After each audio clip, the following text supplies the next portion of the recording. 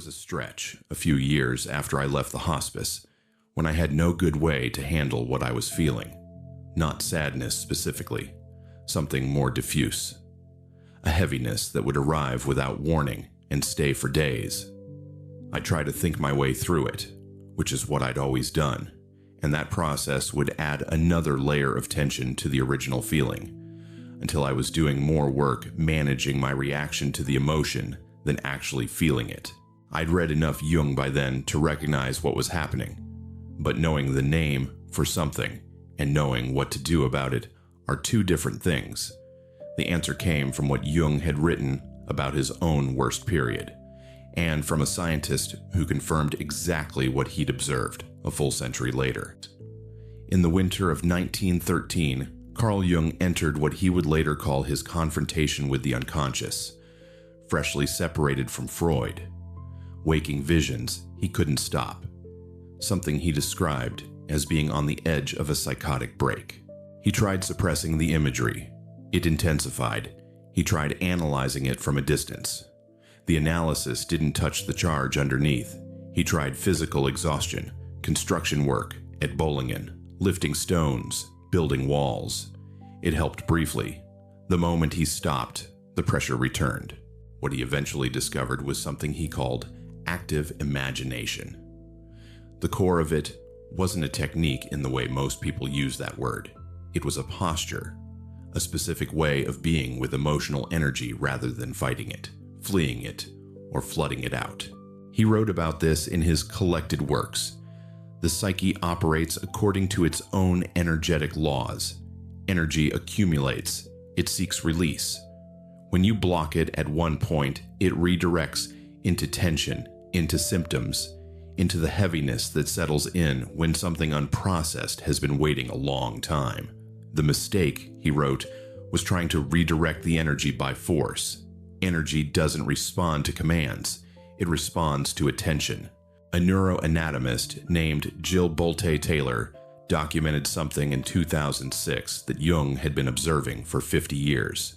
Taylor, who suffered a stroke in her mid-30s and spent years rebuilding her own brain function while studying exactly what happened during it, discovered that when an emotion is triggered, there is a physiological chemical loop running through the body. It takes approximately 90 seconds. That's the actual duration of the wave. The neurochemicals flood the system, peak, and begin to dissipate. Left uninterrupted, the physiological experience of an emotion is brief.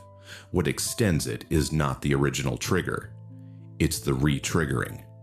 Every time you return to the thought that activated the emotion, you restart the loop.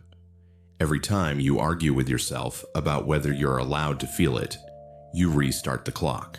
The wave has a natural endpoint. What we do with our attention determines whether it ever reaches one. Jung arrived at the same conclusion from inside the experience. In the working notes for what became the Red Book, he wrote that raw emotional energy will form an image of itself when given sufficient space. That the feeling, when you stop managing it, will shift into something more specific, something you can engage with rather than endure.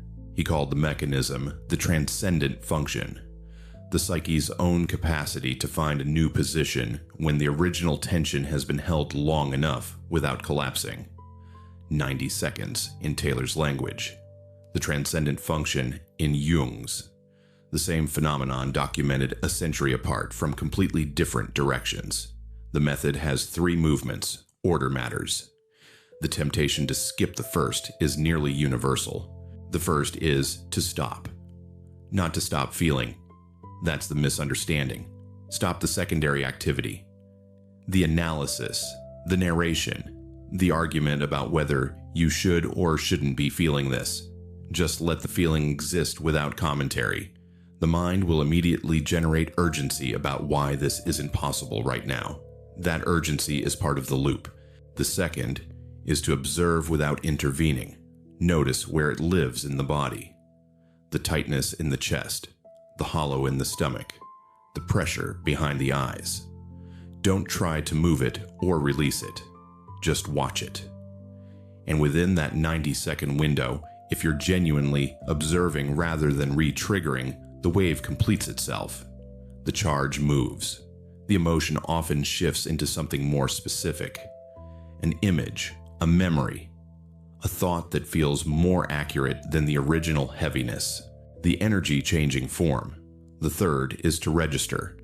Write a sentence, draw something.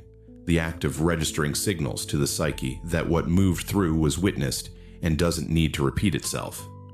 Jung drew detailed illustrations in the Red Book, not as art, but to anchor something that had passed through him, so it didn't have to live in his body indefinitely. There was a Tuesday morning on one of the lower trails in the Blue Ridge. 3 years post-hospice, still carrying that heaviness. I ran out of things to think about, which almost never happens to me. And the trail got narrow, and I had to pay attention to where I was stepping. My mind went quiet, and I noticed for the first time in weeks where the feeling was actually sitting. My upper back, left side. Not a mood, a location. I didn't try to do anything about it. Just kept walking, kept noticing. After a few minutes, something compressed became less compressed. And underneath was something I recognized. Grief I hadn't let myself name. Because naming it would have required admitting I had actually lost something when I left the work I'd done for 12 years. Not burnout. Loss. I had been calling it by the wrong name, which meant the energy had nowhere accurate to go. 2 sentences when I got back to the car. That was the registration. I've never had to return to that feeling in the same way again.